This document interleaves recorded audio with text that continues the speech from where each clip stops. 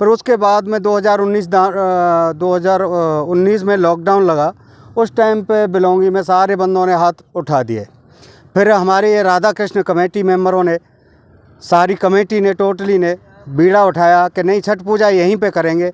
लेकिन इसमें माँओं की वो कठिन तपस्या है जो 4 दिन उपवास रह करके और इस व्रत को करती है। उन बच्चों को भी मैं कहना चाहूँगा जो माँ से प्रीत नहीं रखते हैं कि उनको सोचना चाहिए कि माँ किस तपस्या को करती है जो 4 दिनों तक उपवास रह करके और अपने बच्चों के खुशी के लिए, उनकी सुखी जीवन के लिए ये तपस्या करती है। छठ जो एक महापर्व है, हमारा छठ महापर्व एक उपासना और आस्था का महापर्व है। जो ये पूर्वांचल से ये पर्व की जो शुरुआत हुई है, आज पूर्वांचल से शुरू होकर पर्व आज हर देश के हर कोने कोने के साथ विदेशों में ये पर्व आज बड़े धूमधाम से 4 दिनों का पर्व मनाया जाता है। और एक हमारा ये पूर्वांचल का एक ऐसा पर्व है जहाँ पे हम लोग डूबते हुए सूर्य के अर्घ के साथ, जो सूर्य भगवान है जब वो मतलब डूबते हैं उस समय उनको हम लोग अर्घ देते हैं।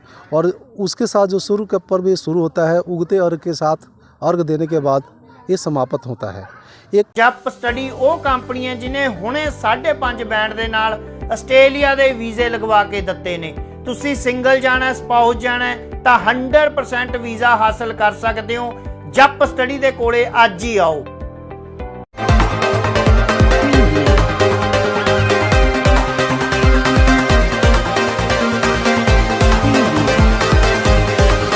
मेरा नाम जगबीर सिंह और संस्था का नाम इसी Radha Krishna committee, register number 7792, आदर्श कॉलोनी, विलेज बिलोंगी।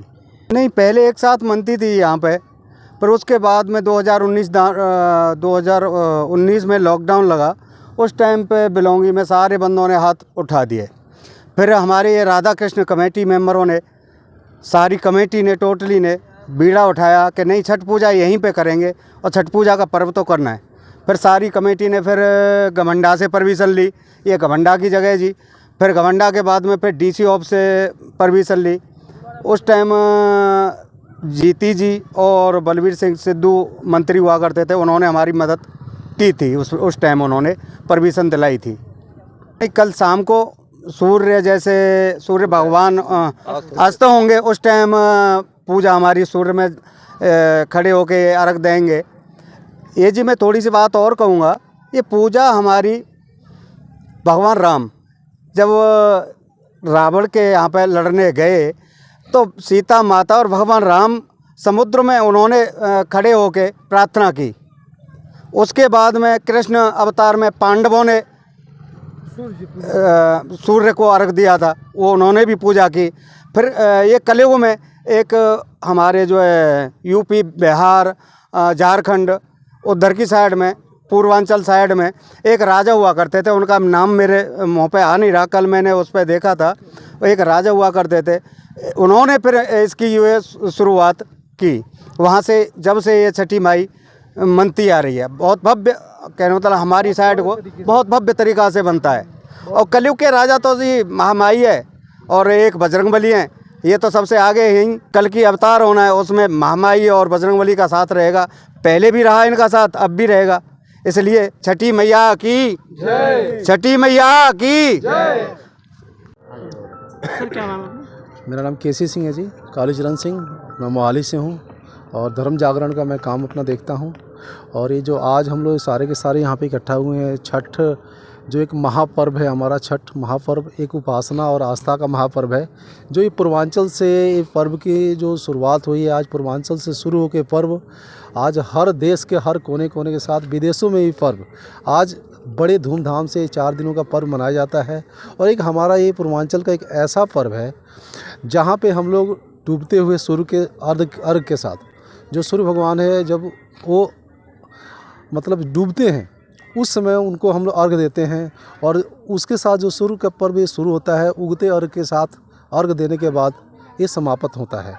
एक ऐसी है जो सूर्य देवता है, जो जीते जागते देवता हैं, जिनके बिना कोई सृष्टि पर रह नहीं सकता, उनकी उपासना का पर्व है। और ये हमारी माताएं बहनें ये जो 4 दिन का व्रत रखती हैं, एक तरह से निर्जला व्रत होता है, जिसमें कोई किसी तरह से खाना पीना कुछ नहीं होता, और इसमें साफ़ सफाई का हर चीज़ का ध्यान रखा जाता है।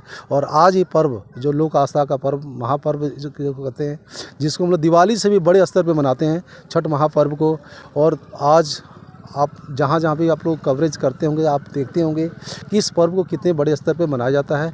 तो मैं इस छठ पूजा पे अपने साथ जितने भी हमारे कमेटी के मेंबर हैं उन सबका, अपने बिलोंगी वासियों का और राष्ट्र के साथ जुड़े हुए जितने भी लोग हैं, मैं उन सबका धन्यवाद करना चाहता हूं। और छठ पूजा के लिए मैं अग्रिम शुभकामनाएं और बधाई देना चाहता हूं। धन्यवाद। सर, मुख्य मेहमान कौन रहेंगे?